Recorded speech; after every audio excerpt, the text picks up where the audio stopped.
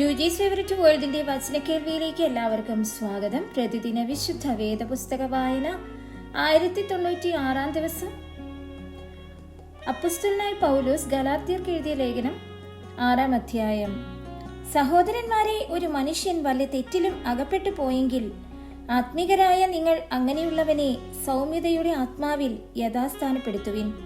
നീയും പരീക്ഷയിൽ അകപ്പെടാതിരിപ്പാൻ സൂക്ഷിച്ചുകൊള്ളുക. തമ്മിൽ ഭാരങ്ങളെ ചുമപ്പിൻ. ഇങ്ങനെ ക്രിസ്തുവിന്റെ ന്യായപ്രമാണം നിവർത്തിപ്പിൻ. താൻ അല്പനായിരിക്കെ മഹാനാകുന്നു എന്ന് ഒരുത്തൻ നിരൂപിച്ചാൽ തന്നെത്താൻ വഞ്ചിക്കുന്നു. ഓരോരുത്തൻ താന്റെ പ്രവൃത്തി ശോധന ചെയ്യട്ടെ. എന്നാൽ അവൻ തന്റെ പ്രശംസ മറ്റൊരുത്തനെ കാണിക്കാതെ തന്നിൽ തന്നെ അടക്കി വയ്ക്കും. ഓരോരുത്തൻ താന്റെ ചുമട് ചുമക്കുമല്ലോ.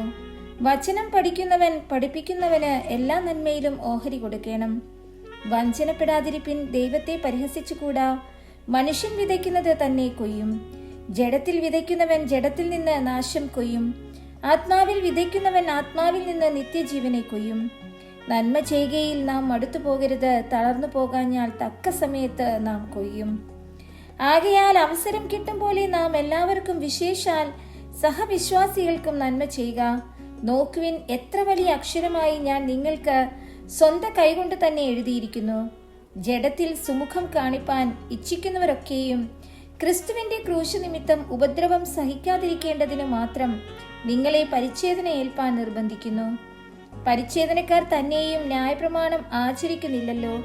നിങ്ങളുടെ ജഡത്തിൽ പ്രശംസിക്കണം എന്ന് വെച്ച് നിങ്ങൾ പരിച്ഛേദന ഏൽപ്പാൻ അവർ ഇച്ഛിക്കുന്നതേയുള്ളൂ. എനിക്കോ നമ്മുടെ കർത്താവായ യേശുക്രിസ്തുവിന്റെ ക്രൂശിലല്ലാതെ പ്രശംസിപ്പാൻ ഇടവരരുത്.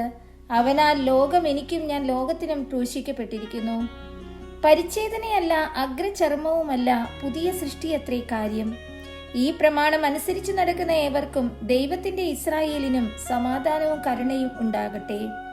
ഇനി ആരും എനിക്ക് പ്രയാസം വരുത്തരുത്. ഞാൻ യേശുവിന്റെ ചൂടടയാളം എന്റെ ശരീരത്തിൽ വഹിക്കുന്നു. സഹോദരന്മാരെ, നമ്മുടെ കർത്താവായ യേശുക്രിസ്തുവിന്റെ കൃപ നിങ്ങളുടെ ആത്മാവിനോട് ഇരിക്കുമാറാകട്ടെ. ആമേൻ.